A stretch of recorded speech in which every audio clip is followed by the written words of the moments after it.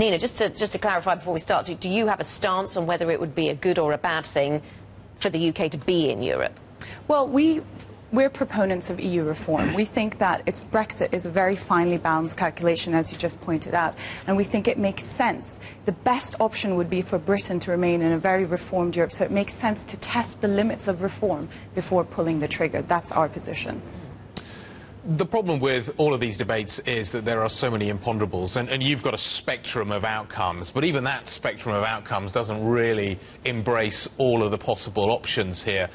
We simply don't know, if we were to pull the trigger on a Brexit, what kind of a deal would be forthcoming. We simply don't know at this stage what kind of a referendum, what kind of a reform package could be put forward by the EU. There seem to be so many imponderables at this stage. How do we get to clarity?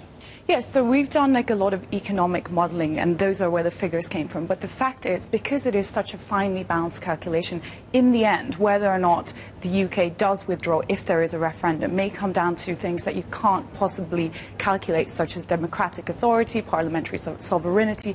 These are the type of things that the public might be swayed by. So, by that same token, with an increasingly sceptical UK public, it doesn't make sense not to allow them to have a vote on the EU. Because if you offer them the choice of the status quo or leaving, then the option might be to leave without even trying to reform Europe. Are you working on the assumption that only the Conservatives in government will offer a referendum, or do you think that the Labour Party has set out the conditions under which there would be a referendum, and they're suggesting that they would not likely be fulfilled, and there's not likely to be a referendum?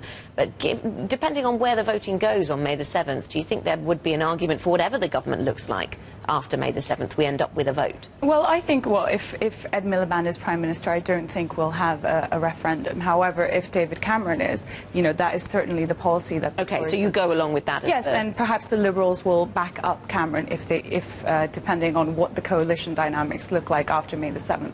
However, as I already mentioned, I don't think that is necessarily a wise policy to not allow the British public to have their say on British Europe. business wants a reformed EU. What does a reformed EU look like in your mind? So I think you can conceive of it in two broad categories. So economically, we're talking about more free trade, opening up, deregulation, cutting red tape for businesses. And then there's a whole other package of reforms which have much more to do with democratic accountability, ensuring that the heads of states, call the shots in the EU, that all the power isn't transferred to Brussels or the institutions in Brussels.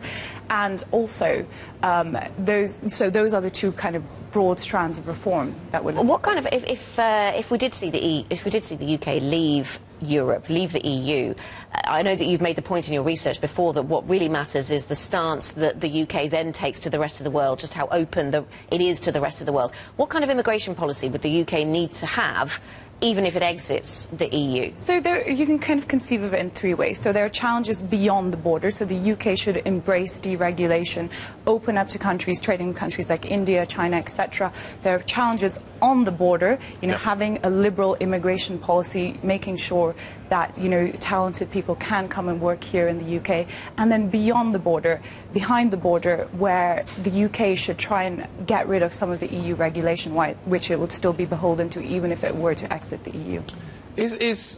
We talk about regulation a lot and how Brussels imposes regulation, but is immigration the more critical factor? If you look at most economic models about how the UK economy grows over the next few years, a lot of them rely on quite decent levels of immigration to generate the growth that the UK will see. Yes, absolutely, and this is, of course, one of the problems in this debate, because if a lot of the people, for example, if Britain were to leave outside the EU, if it was a more protectionist version, including shutting down the borders, then that would affect the long-term economic prosperity of the UK. So Britain faces a series of domestic political challenges if it were to leave the EU. Ones that would mean that it becomes more liberal rather than protectionist. And if it is able to do that, if it is able to overcome those hurdles, then it can prosper outside the EU. But the fundamental point is that it itself has to deregulate and become more open to the world. And Nina, what's your latest reading on how many friends the UK has in Europe in terms of this reform agenda that David Cameron says he wants to push for? Well, the UK has a lot more clout than sometimes it's given credit for. So first of all, it's a big contributor to the EU budget. If the UK were to leave, the single market would shrink by 15%. It's also an important ally for free market economy, so the more liberal kind of countries in the EU. And if Germany, Netherlands, Sweden, if the UK were to leave, the trading weights would shift so that a more protectionist southern bloc would have more say. And of course, it's also a country which has a lot of clout when it comes to foreign policy. Nina, thank you very much. Nina Schick joining us from Open.